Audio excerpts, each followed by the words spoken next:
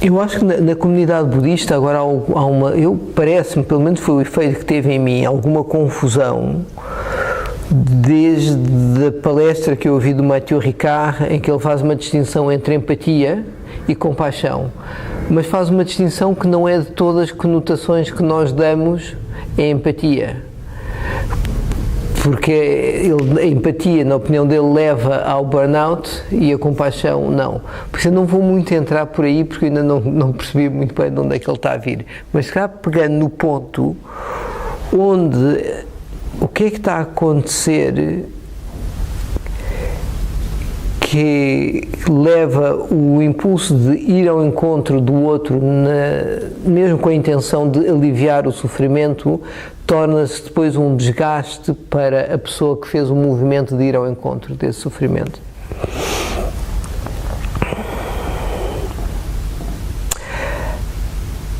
Ainda ontem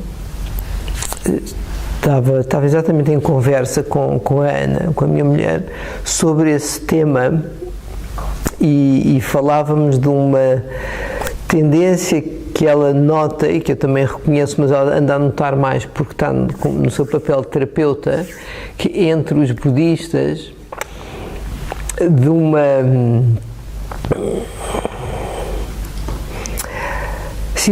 aspiração a certos ideais como de compaixão, e haja assim uma compaixão que assim muito abrangente e que se estende a todos os seres e etc., mas que depois tem muito pouco enraizamento na sua experiência pessoal e para com o próprio. Ou seja, estou a pensar num caso específico de alguém que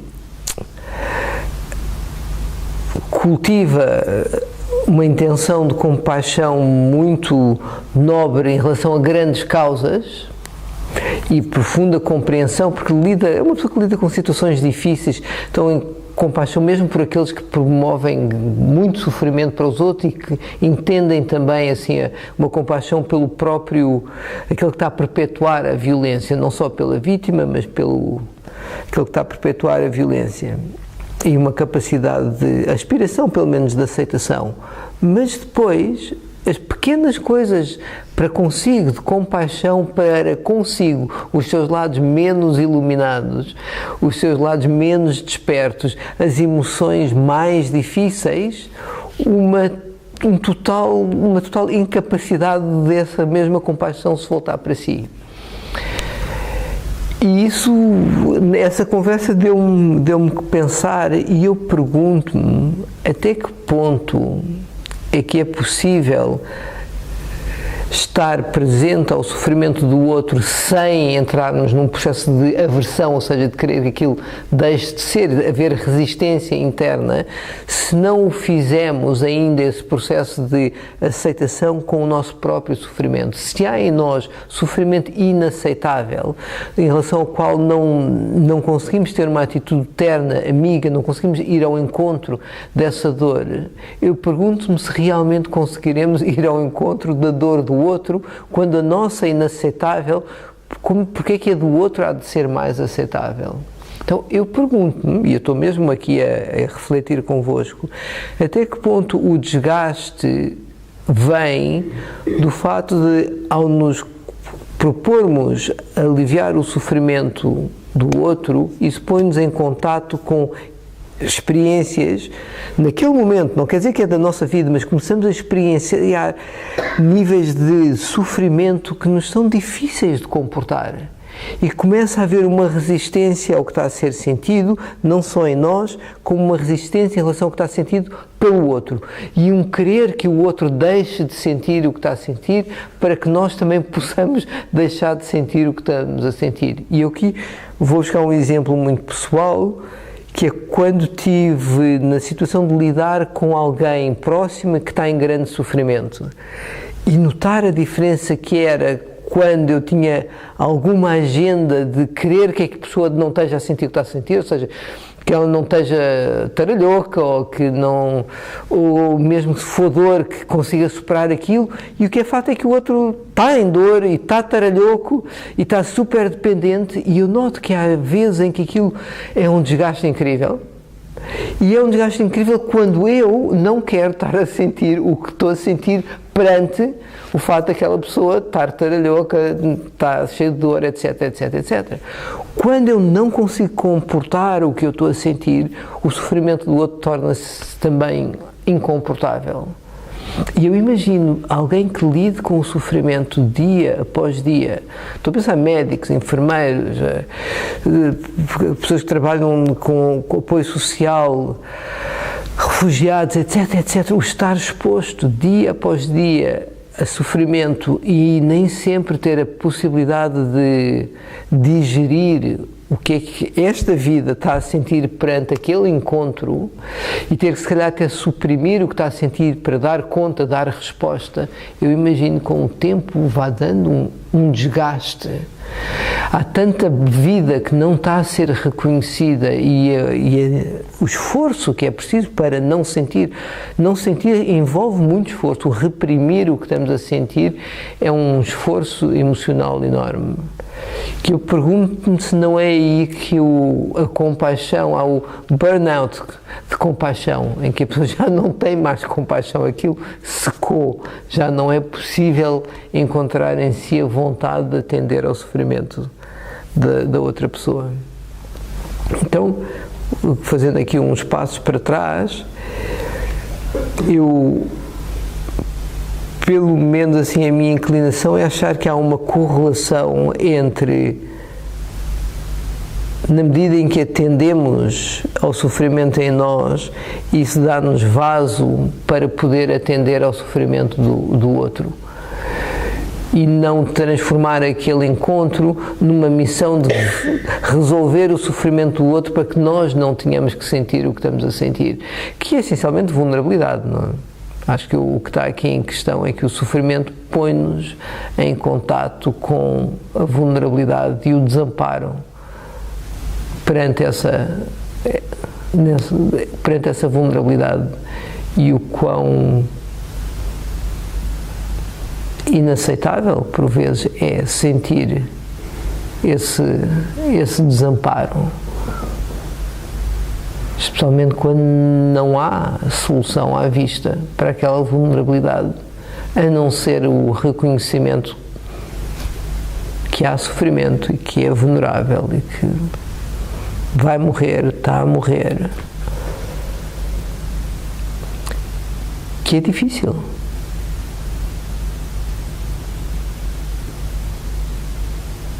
E parece-me que há pessoas que realmente integraram o que é que sentiram perante essa vulnerabilidade e o estar exposto a não ter, por exemplo, não ter resposta, porque aquilo é mesmo o que é, e poder não fugir disso. Eu imagino, porque eu nunca estive assim exposto assim, a tanto sofrimento, eu imagino que há uma altura em que a pessoa realmente deixa de fugir e vai ao encontro. Só para terminar com uma historinha, depois abrindo para diálogo.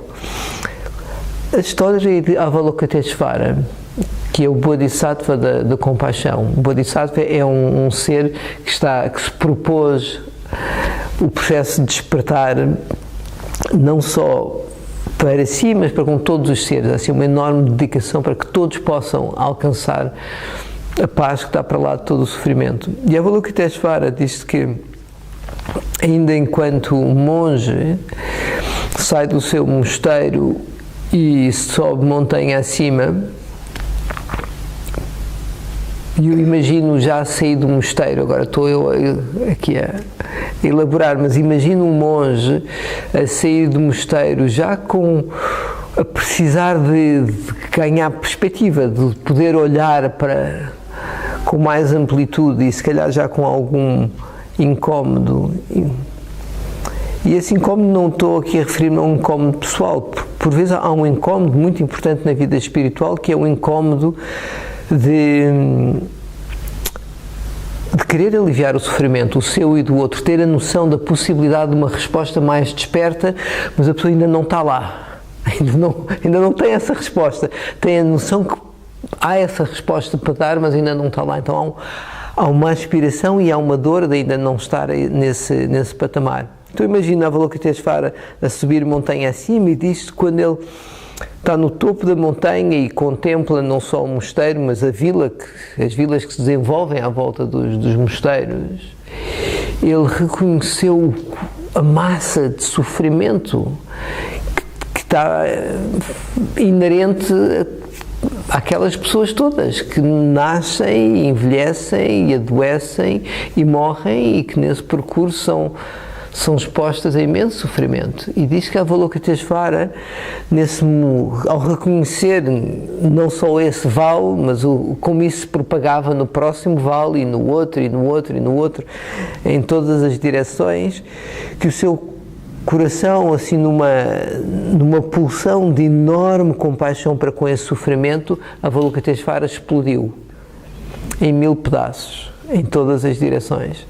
E ao se reagrupar, por assim dizer, ao se reintegrar depois dessa explosão, e dá aqui, para mim, a sensação que dá é que a construção que ele tinha de si até agora não era suficiente para abarcar a realidade com a qual ele se confrontou, e que a única maneira de abraçar foi, de certa forma, se desfazendo.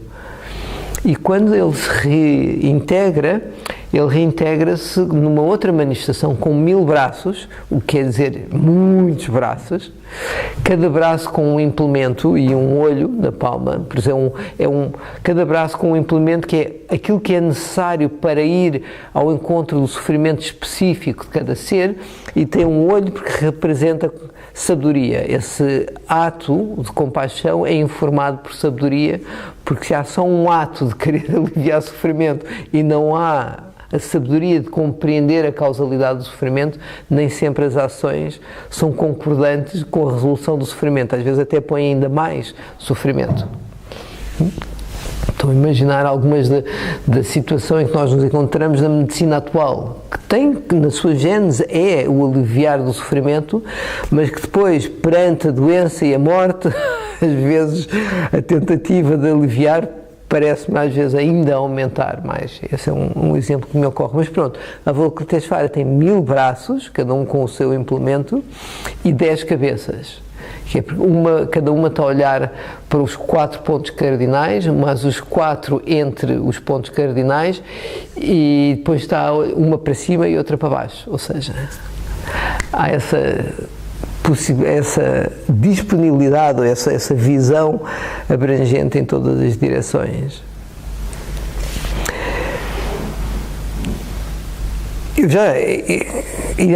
E das suas lágrimas formou-se um grande lago,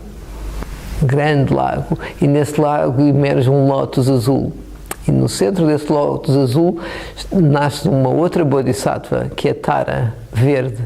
E Tara tem a particularidade de estar sentada, como muitos Bodhisattvas. A Avalokiteshvara muitas vezes aparece de pé, mas Tara está sentada, mas tem um pé, ela não está em lótus, tem um pé, se não me engano é o direito, estendido já assim a pisar um lótus mais pequenininho. Ela já está a dar um passo na direção do mundo. Então diz que Tara é aquela compaixão que vai mesmo ao encontro do que lá está.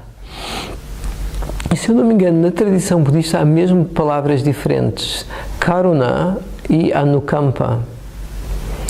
E Anukampa, acho que Karuna é a compaixão que vai em ação, e Anukampa é o vibrar, é a ressonância do coração, um coração que vibra, que está em ressonância com aquilo que está a apreender. Mas não tem necessariamente essa dimensão de ação. A prática no budismo, essa prática da Avalokiteshvara de estender um sentido de compaixão para com todo o sofrimento de todos os seres, é uma prática que, principalmente na tradição budista tibetana, pratica-se. O Tonglen, a pessoa inspira fumo negro que representa o sofrimento de todos os seres e purifica na intenção do seu coração, e expira luz branca em todas as direções. O que pode dar alguma indigestão, assim, à primeira vista.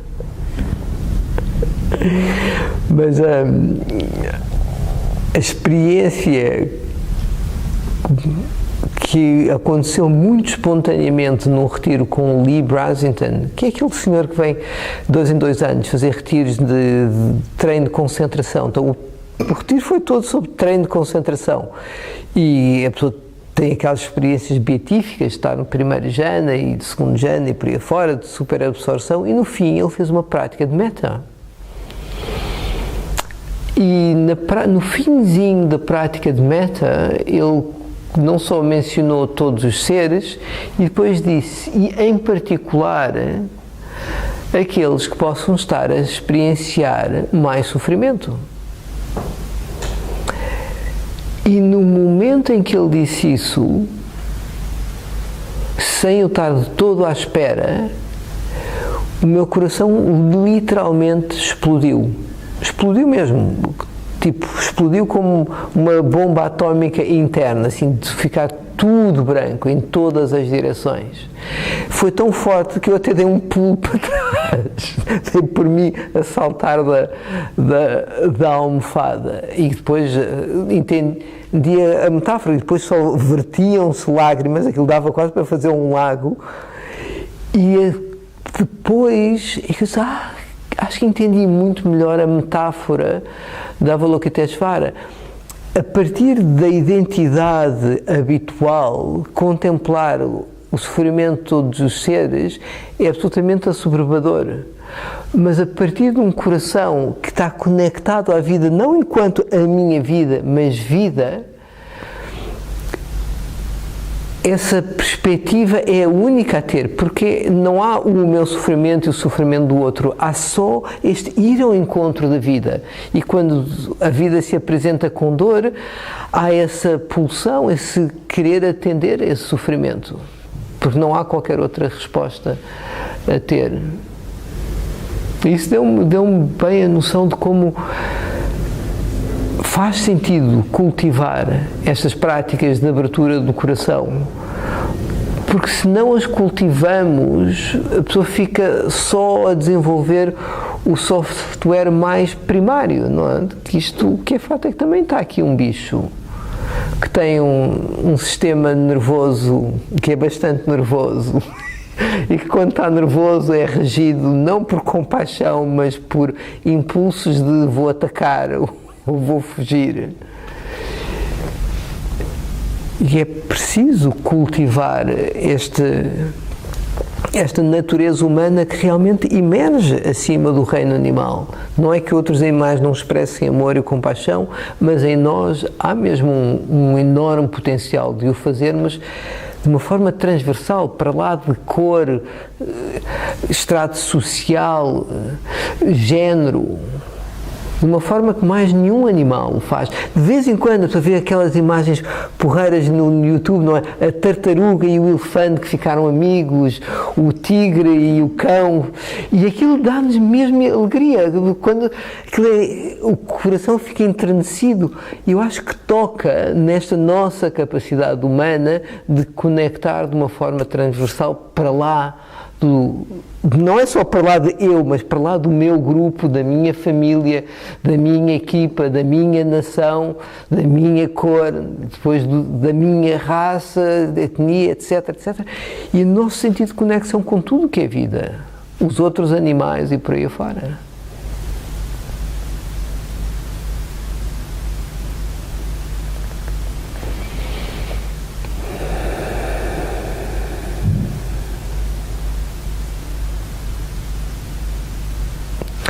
Queres adicionar alguma coisa, Bárbara?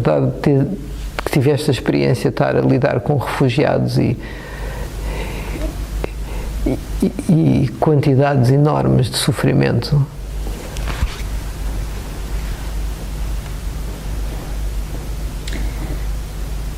Sim, quer dizer,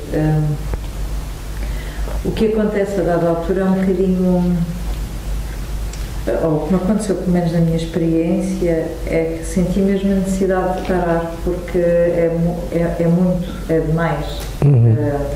É demais o ter que ouvir e estar, claro, obviamente, para aquelas pessoas que passaram por histórias, há todo o tipo de cenários, há todo o tipo de histórias e é tudo uma pior que a outra. E claro que ajuda a trabalhar a compaixão, porque de repente abre-nos muita perspectiva e é fácil empatizar com aquela dor, é fácil, mas também é fácil às tantas desgastar-nos, e no momento em que eu estava, muito provavelmente, se calhar havia dores, se calhar não, de certeza, que havia dores em mim que eu não tinha resolvido, porque de outra forma, eu acho que, por exemplo, se fosse hoje, acho que teria uma capacidade muito diferente de quando fui.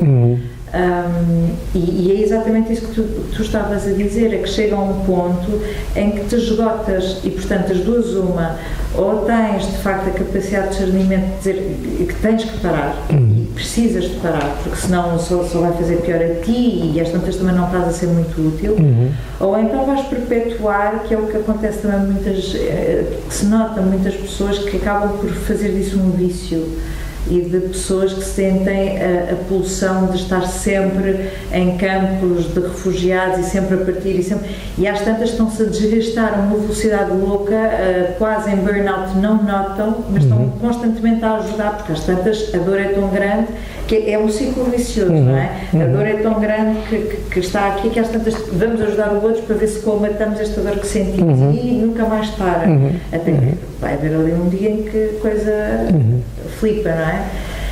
Mas acho muito importante, sim, sobretudo, eu concordo absolutamente contigo, que eu acho que tu só se consegue trabalhar a compaixão com o outro quando tu já trabalhaste contigo e quando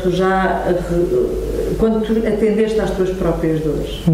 E mesmo que haja dores novas que surjam, porque é natural que surjam quando estás sob estes contactos, tens que ter essa capacidade, ou eu pelo menos eu senti essa necessidade de parar. Eu muitas vezes enfiava-me dentro do contentor de roupa e enfiava-me num canto sem toda dobrada, e precisava de estar com aquilo, eu precisava de estar com essa dor e precisava de chorar e de estar com ela, e depois quando voltei precisei de fazer ali um processo, curiosamente, de muito distanciamento da causa, porque depois é tudo o resto, não é só quando estamos lá, não é? É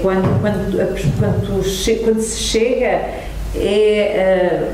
porque lá às tantas não é só a questão não é só a questão do refugiado em si, mas é também a questão do valor humano e do quão o ser humano tem de tão bom como também tem de tão mau. E portanto já não basta estarmos a sentir e estar lá para os refugiados, como ainda temos que ver a podridão humana da parte de ONGs e da parte dos militares, da parte, enfim, uma série de outras pessoas e isso... Pois, porque há o sofrimento e depois há aqueles que ganham com o sofrimento do outro. Aquilo já é absolutamente miserável, degradante, desumano, e depois há alguém que está a usufruir para seu benefício próprio sobre o sofrimento. E depois, o que me aconteceu a mim, para mim, na minha experiência, o que foi mais doloroso foi quando se tenta ganhar perspectiva,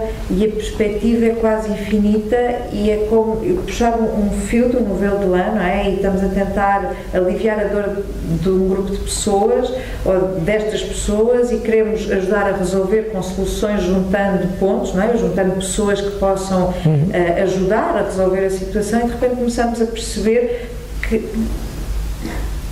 não temos mão a medir, isto é demasiado lá no alto, há jogos muito lá em cima e é muito fora do nosso controle. E quando me deparei com esta frustração horrível de perceber que não há nada a fazer, mas nada que eu possa fazer, e que não há nada, é como se estivéssemos constantemente a remar contra a maré, e no entanto parece que nunca passamos do mesmo sítio, e essa sensação para mim foi a mais desgastante de todas, é que sim, e tive que me focar muito nas vidas que eu eventualmente pude ajudar ou estar lá, e fiz isso com as pessoas que foram comigo e que tentei também, e que elas tentaram focar-se muito nas vidas que tocaram. Porque às tantas, quando nos afastamos dessa realidade e tentamos ajudar de uma forma mais geral, a podridão e a frustração tomam conta de nós e para mim essa foi o fim. Foi aí que eu decidi que tinha que me afastar e é como se eu fiz um shutdown, é como se esse problema não existisse mais no mundo. Essas pessoas não é um refugiado, é tudo o que isso envolve. Para mim, eu não li mais nada, eu não quis saber de mais nada, eu tive que fechar, porque eu estava completamente drenada. E a frustração, acho que é a pior sensação que se pode sentir face ao sofrimento humano. Eu calculo que esse seja o desafio grande, esse de, e até agora lembrando da imagem de Avalokiteshvara e a Tara, que nasce das suas lágrimas e tem um pé já no mundo e está a atender ao sofrimento mesmo específico, porque a perspectiva ampla é que isto não tem fim. A humanidade está a sofrer desde o início. Sim. E não vai deixar de sofrer, mas isso não é, ao mesmo tempo, não é razão para não atender. Exatamente. Isso ajudou muito depois, o budismo ajudou muito nisso, ou seja, essa visão do mundo que às tantas é preciso recentrar, fiz o shutdown e recentrar e eu vou me dedicar, e foi aí que eu fiz a decisão de me dedicar a nem que fosse uma pessoa de cada vez, mas as que estão à minha volta e deixar de querer aquela coisa meio romântica, não é? De querer ajudar muita gente e que é válido para quem o faz e quem o tenta. O que é que na minha experiência foi too much. Foi too much.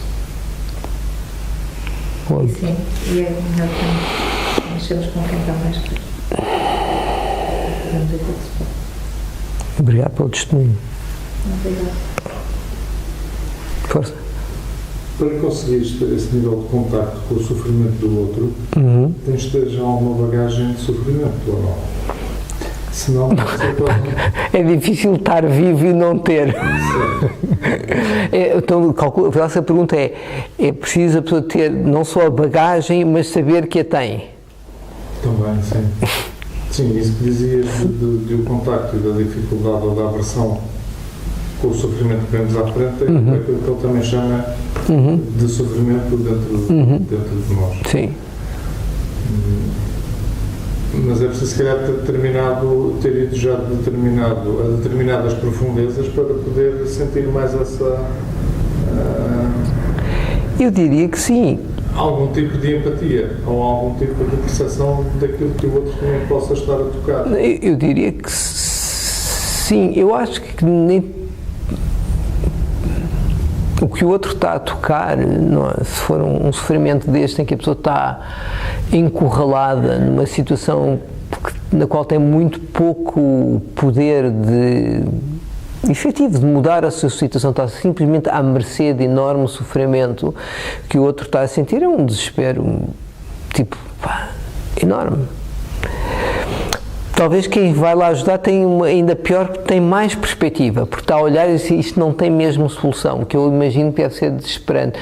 A pessoa que fugiu lá da guerra e não sei o que, ainda tem aquela coisa de há mais um passo para dar. Agora, quem já está a ver do fim da linha dizer, por mais passos que dê, aquilo vai ser sempre muito difícil, o poder contatar com o que está a ser sentido e não fugir disso no próprio, eu imagino que passa muito por aí. Mas agora vou dar uma perspectiva budista que não mencionei de todo. Tudo isto é sofrimento na medida em que a pessoa está a fazer uma leitura da realidade através de uma identidade isolada e separada que tem que tentar que as coisas sejam como acha que têm que ser e que evita sofrer e faz os possíveis para estar bem. Okay? Ou seja, há uma ego-identidade. Na medida em que a pessoa concebe que há uma ego-identidade, todo este sofrimento se desdobra e há a tentativa que ele não aconteça. E a luta inglória, porque esse sofrimento em si e no outro vai estar constantemente a surgir. Porque no momento em que há uma identidade, todo o sofrimento se desdobra. Por isso, estas práticas budistas de inspirar e depois expirar compaixão para com todos os seres, elas têm como base a compreensão última quanto à vacuidade de todos os fenómenos, que em última instância não há nenhuma entidade a sofrer, há só causas a surgirem e a desaparecerem desde tempos infindáveis. Essa é a perspectiva última que permite lidar com todo e qualquer sofrimento e que leva o Buda a dizer: se um discípulo meu alguma vez no seu caminho se deparar com os assaltantes que o cortam aos bocadinhos e se irritar e maldizer esses assaltantes, esse não será um bom discípulo. Ou seja, porque ainda não atingiu uma perspectiva tal em que realmente não há qualquer apego a que as condições sejam desta ou daquela maneira, porque há uma total compreensão da interdependência de todos os fenómenos. Essa é a perspectiva que está por trás da compaixão, em última instância, ok? E não tendo essa experiência de vacuidade, a pessoa tem que ter cuidado de não fazer aspirações desmesuradas de compaixão, porque essa compaixão incomensurável tem um insight por trás incomensurável. Não é esta ego-identidade que tem a compaixão por todos os seres. Esta ego-identidade perante o sofrimento de facto que se apresenta, ela explode. Eu acho que nós nunca estamos preparados para o sofrimento do outro. Diz-me que tens mais experiência do que quase todos nós aqui. A primeira vez que tive que acompanhar alguém que estava a morrer, foi o pânico. Eu acho que porque nós somos seres de cuidar e de preservar a vida, e não temos muita perspectiva de que acaba, não é? É uma coisa que desde que nascemos estamos sempre a envelhecer e acaba, naturalmente acaba. Mas nós somos seres humanos e queremos. Não queremos que acabe.